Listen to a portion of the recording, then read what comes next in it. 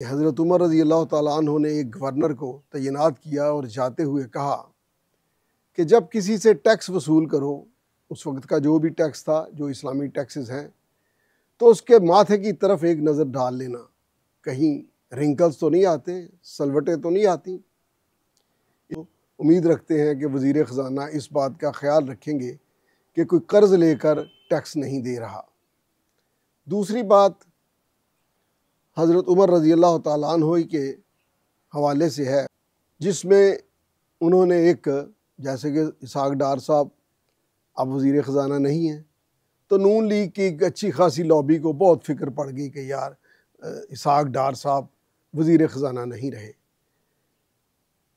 हज़रत उमर रज़ी अल्लाह ताला अन्हु ने एक गवर्नर को चेंज किया, एक बंदे से ज़िम्मेदारी वापस ली। तो शूरा का इजलास था, उनके बड़े